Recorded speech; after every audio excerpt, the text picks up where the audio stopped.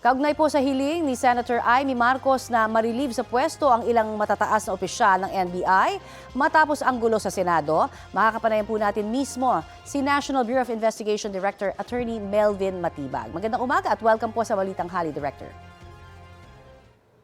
Magandang umaga po, Ma'am Connie, at sa lahat po ng tumatangkilig sa inyong programa. Magandang umaga po. Salamat po sa inyong invitation. Yes, sir. Nagkausap na ho ba kayo ni Pangulong Bongbong Marcos kaugnay po sa sulat ni Senator Amy Marcos na pansamantala kayong ma-relieve sa pwesto at ilan sa inyong mga kasamahan sa NBI? Nakita ko na po yung sulat at kausap ko po rito ay si Executive Secretary Ralph Rector. Ano ho ang reaksyon nyo doon sa sulat na yon? Reaction ko po? Opo. Isa Well, sa akin naman po, that is the prerogative of Senator Amy Marcos. At the end of the day, si Presidente Bongbong Marcos po mag-decide niyan. At malinaw naman po na we are serving kung ano yung mandato ibinigay po sa atin ng National Bureau of Investigation. Lamang nga po, baka bago po sana ako ang sinulatan na yung sa labas ng Senado, baka mas magandang imbestigahan po muna nila yung sariling security personnel po nila dyan po sa Senado. Ano hong klaseng threat ba yung ipinunta po ng mga tauhan ninyo sa GSIS? Kasama ba doon yung posibleng pagdaan po ni Senator Bato de la Rosa sa GSIS kaya isinara po yung pinto doon? Go ahead, sir.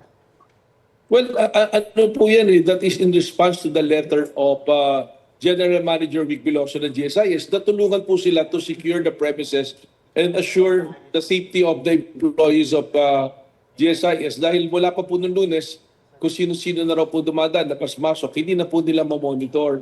So nagpatulong po sa amin para po isiguro na may isaayos yung pong pagtatakda ng lagusan at daanan papuntang GSIS galing po ng Senado. Okay, kanina ho nakausap ko si Sergeant at Arms Plaska at dininay niya ho na may prior coordination ito sa kanila.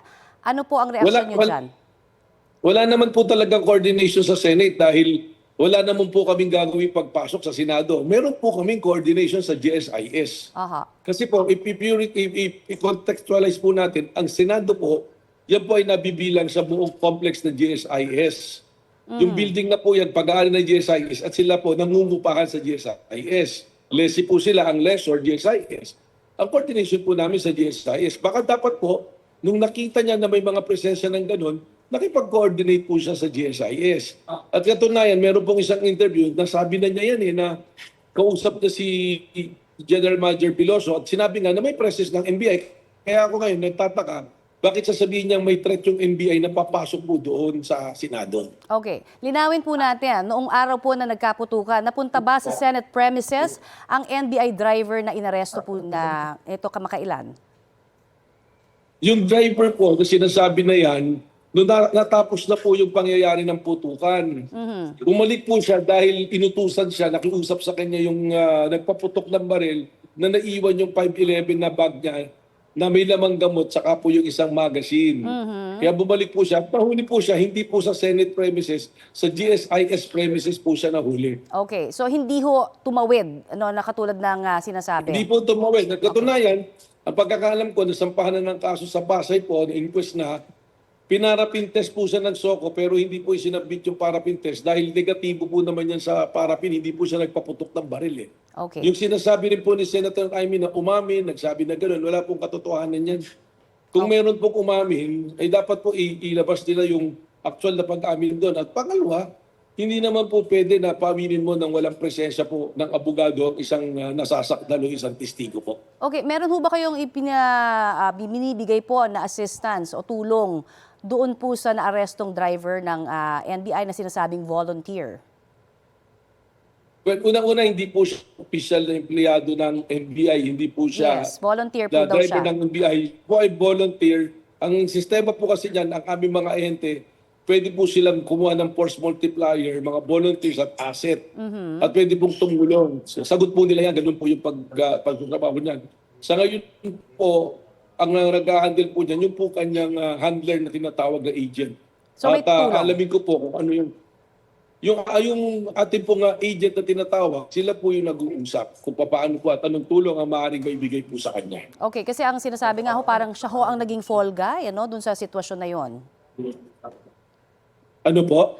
Ang sinasabi ho, parang siya ang naging fall guy doon po sa naging sitwasyon Wala sa naman Banilan. pong call guy.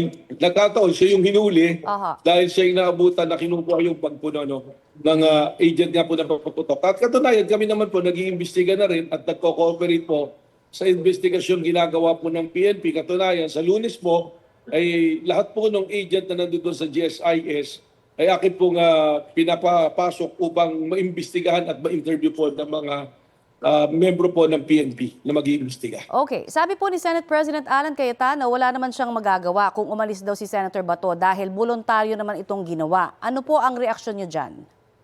Well, sabi niya po yun, pero sila rin naman po nagsabi na under protective custody nila si Senator Bato de la Rosa. When they took it upon themselves to give protective custody to Senator Bato, isa lang po ibig sabihin yan na ikaw ay magiging responsable sa kanyang kaligtasan at pag kinakailangan po ng competent authority na siya ay makaharap, sila rin po ang magbibigay at magpuproduce dyan.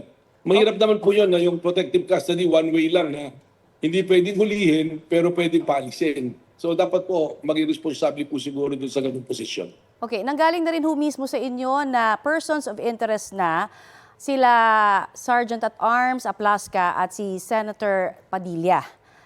Ano ho, pakidetalye lamang ho, bakit nyo nasabi yan?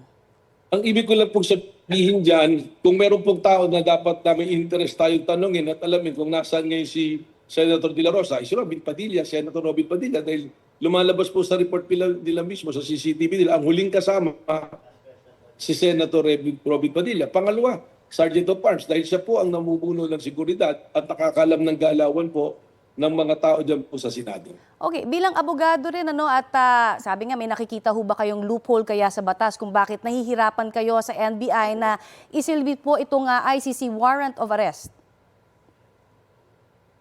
Well, hindi naman po sa gano'n na nahihirapan. Unang-una noong Lunes, Combatisyoner, we respect po yung sinabi ng Senado na protective custody nila.